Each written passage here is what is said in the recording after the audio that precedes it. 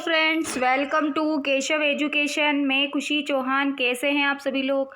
I hope everybody is doing well. तो friends, PTET का जो आप एग्ज़ाम देंगे अब, यानी कि 9 जून को आपके पीटीईटी का जो एग्ज़ाम होगा, तो उससे रिलेटेड ही आज से हम वीडियो शुरू कर रहे हैं।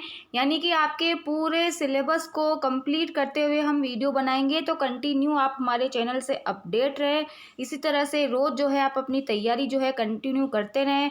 यानी कि आपके सिलेबस के हर टॉपिक को जो है हम वीडियो के थ्रू आप तक प्रोवाइड करने की पूरी कोशिश करेंगे।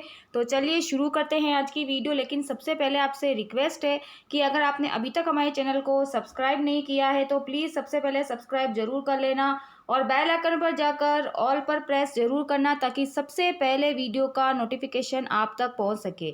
और प्लीज़ वीडियो को एंड तक देखना, पूरी देखना, बिना स्किप करे देखना, तभी आपको अच्छी तरह से समझ में आएगा। और प्लीज़ वीडियो को ज़्यादा से ज़्यादा शेयर करना और लाइक भी ज़रूर करना।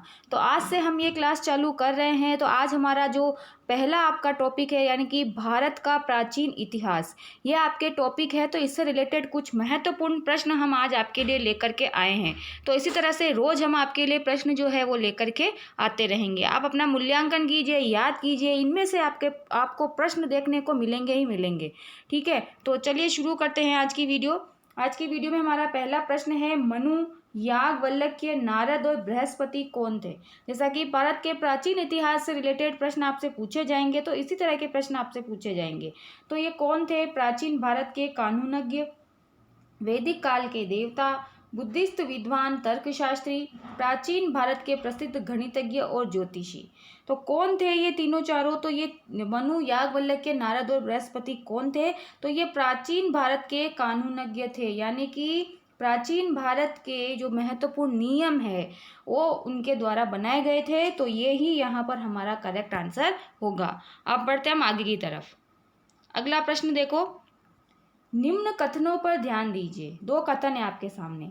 संपूर्ण स्मृति साहित्य और पूर्व वैदिक साहित्य है।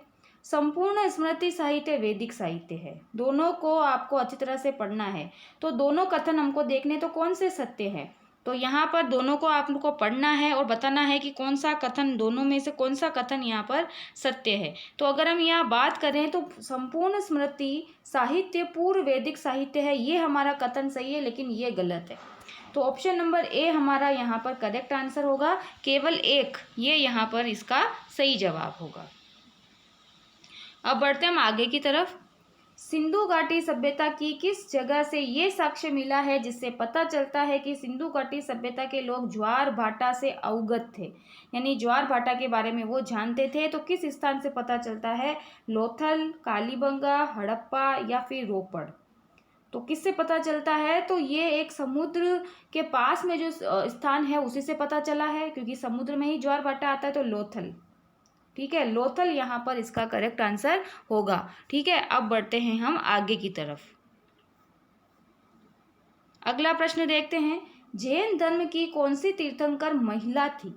मोस्ट इंपॉर्टेंट क्वेश्चन है ये। 16वीं, 18वीं, 19वीं या फिर चौथी?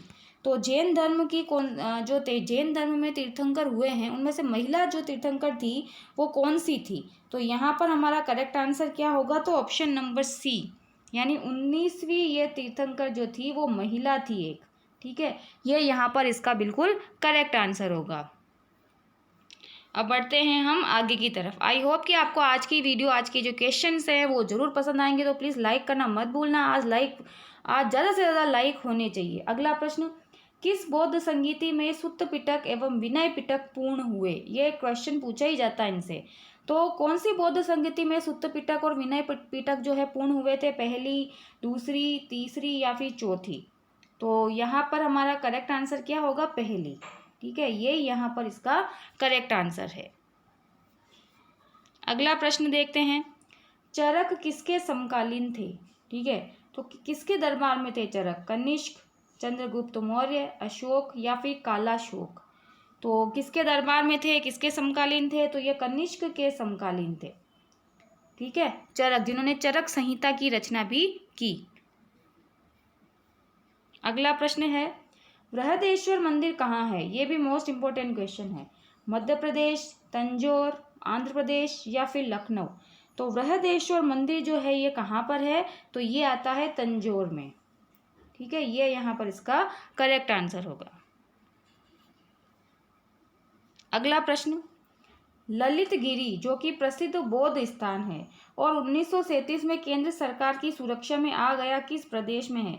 आपसे ये भी क्वेश्चन पूछा जा सकता है कि ललित गिरी क्या है, तो ये एक बौद्ध स्थान है। ठीक है, और अब ये किस प्रदेश में है, उड़ीसा, उत्तराखंड, कर्नाटक या फिर केरल। तो यहाँ पर हमारा करेक्ट आंसर क्या होगा, तो ये कहाँ आता है, ललित गिरी उड़ीसा के अंदर। ठीक है, ये यहाँ पर इसका करेक्ट आंसर होगा।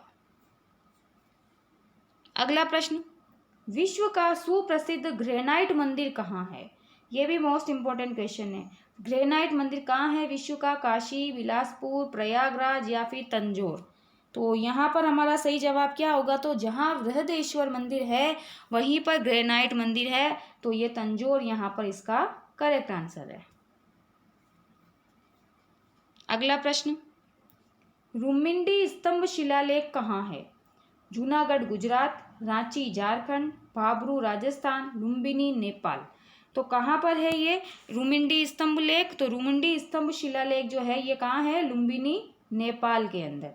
ठीक है, ये यहाँ पर इसका करेक्ट आंसर होगा। और फ्रेंड्स, अगर आपने अभी तक हमारे चैनल को सब्सक्राइब नहीं किया है तो प्लीज़ सबसे पहले सब्सक्राइब कर बेल आइकन पर जरूर प्रेस करना, और प्लीज़ वीडियो को ज़्यादा से ज़्यादा शेयर भी करना और लाइक भी जरूर करना, और कमेंट सेक्शन में ज़रूर कमेंट करके बताना कि आज की वीडियो, आज के जो क्वेश्चंस हैं वो आपको कैसे लगे हैं। अगला प्रश्न, अशोक के राज्य में पोर कौन था, यानी इस पोर वर्ड पर आपको ध्यान देना है। शहर का गवर्नर, मुख्य न्यायाधीश, मंत्री या फिर दंडपाल। आपसे ये भी पूछा जा सकता है कि पोर का संबंध किस शासक से आता है, तो अशोक के साम्राज्य से आता है, अशोक के शासनकाल से आता है। तो पोर कौन था अशोक के शासनकाल में, तो ये था शहर का गवर्नर, जिसको पोर नाम से जाना जाता था। अगला प्रश्न, कलिंग युद्ध अशोक के सिंहासनारोहण के कौन से वर्ष में हुआ था। तो कलिंग युद्ध कब हुआ था, यानी कि अशोक का जो सिंहासनारोहण जो था वो उसके कौन से वर्ष में हुआ था, तो 6, 7, 8 या फिर 9। तो कौन सा वर्ष जो था वहाँ पर, तो यहाँ पर इसका सही जवाब क्या होगा, तो जो 8वां वर्ष था उस समय कलिंग का युद्ध हुआ था। ठीक है, ये यहाँ पर इसका करेक्ट आंसर है। नेक्स्ट क्वेश्चन है, अशोक का कौन सा शिलालेख धर्म महम्मद के बारे में है। ये भी मोस्ट इंपॉर्टेंट क्वेश्चन है। पहला शिलालेख, दूसरा शिलालेख, तीसरा शिलालेख या फिर 7वां शिलालेख। तो यहाँ पर इसका सही जवाब होगा, सबसे फेमस शिलालेख है ये 7वां शिलालेख, और इसी से रिलेटेड क्वेश्चन पूछा जाता है। अगला प्रश्न, पुरापाषाण काल के लोगों का मुख्य व्यवसाय क्या था। पशुपालन, शिकार, खेती या फिर मछली पालन। तो पुरापाषाण काल के लोगों का मुख्य व्यवसाय क्या था, तो इनका व्यवसाय था शिकार। ठीक है, शिकार था, पत्थरों के और इनके हथियार बना करके शिकार किए जाते थे। अगला प्रश्न, मंदिर बनाने की पंचायतन कला का प्रथम नमूना है। ये भी मोस्ट इम्पोर्टेंट क्वेश्चन है। ये पूछा जाता है मंदिर का नाम दे करके, या फिर ये पूछा जाता है कि पंचायतन शैली में कौन सा मंदिर बना हुआ है। दशावतार मंदिर देवगढ़, पठारी मंदिर, शत्रुघ्नेश्वर मंदिर भुवनेश्वर, लक्ष्मण मंदिर सिरपुर। ठीक है, तो कौन सा है यहाँ पर, तो इसका सही जवाब हमारा क्या होगा, तो दशावतार मंदिर जो है देवगढ़ का, ये पंचायतन शैली में बना हुआ है, पंचायतन कला में ये बना हुआ है। अगला प्रश्न, बौद्ध धर्म की शिक्षाओं के बारे में कौन सा ग्रंथ बताता है, यानी कौन सा ग्रंथ है जिसमें बौद्ध धर्म की शिक्षाएं हैं। अभिधम्म पिटक, विनय पिटक, सुत्त पिटक या बी और सी दोनों। तो यहाँ पर हमारा करेक्ट आंसर क्या होगा, तो बौद्ध धर्म की जो शिक्षाएं हैं वो किसके अंदर है, सुत्त पिटक के अंदर। ठीक है, ये यहाँ पर इसका करेक्ट आंसर होगा, सुत्त पिटक। अगला प्रश्न, सोमपुरी विश्वविद्यालय की स्थापना किसने की। किसने की, रामपाल, गोपाल, धर्मपाल या फिर इनमें से कोई नहीं। तो सोमपुरी विश्वविद्यालय की जो स्थापना है वो करने वाला कौन था, धर्मपाल। और धर्मपाल से रिलेटेड क्वेश्चन बहुत सारे पूछे जाते हैं। ठीक है, बहुत बार इससे रिलेटेड प्रश्न पूछे गए हैं। आपके माइनस मार्किंग नहीं है, इसलिए आपको सारे क्वेश्चन जो है वो अटेम्प्ट करके आने हैं, सारे क्वेश्चन के आंसर आपको करेक्ट जो है वो फिलअप करने हैं। अगला प्रश्न, निम्नलिखित में से किसे भारतीय पूर्व इतिहास के पिता के रूप में जाना जाता है? Robert Bruce Foote, sir William Jones, H.J.H. Mackay, sir John Marshall. तो यहाँ पर हमारा करेक्ट आंसर क्या होगा? तो भारतीय पूर्व इतिहास के पिता के रूप में किसे जाना जाता है? तो रॉबर्ट ब्रूस फुट को इनको जाना जाता है। अगला प्रश्न,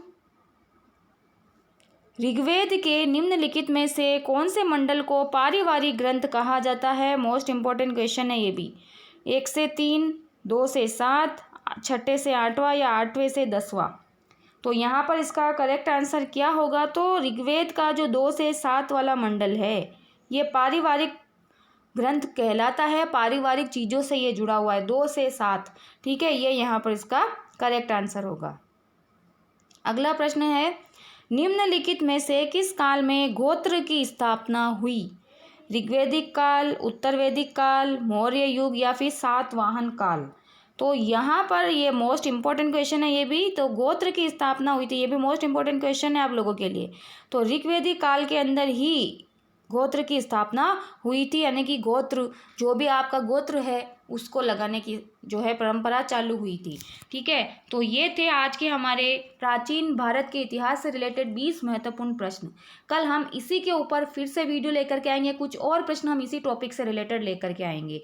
तो प्लीज़ चैनल को सब्सक्राइब करना मत भूलना, वीडियो को ज़्यादा से ज़्यादा शेयर करना, लाइक भी ज़रूर करना, और इसी तरह से हमारे चैनल से कंटिन्यू अपडेट रहना, अपनी तैयारी जो है वो आप कंटिन्यू करते रहें। तो चलिए फ्रेंड्स, मिलते हैं नेक्स्ट वीडियो में। Okay friends, take care.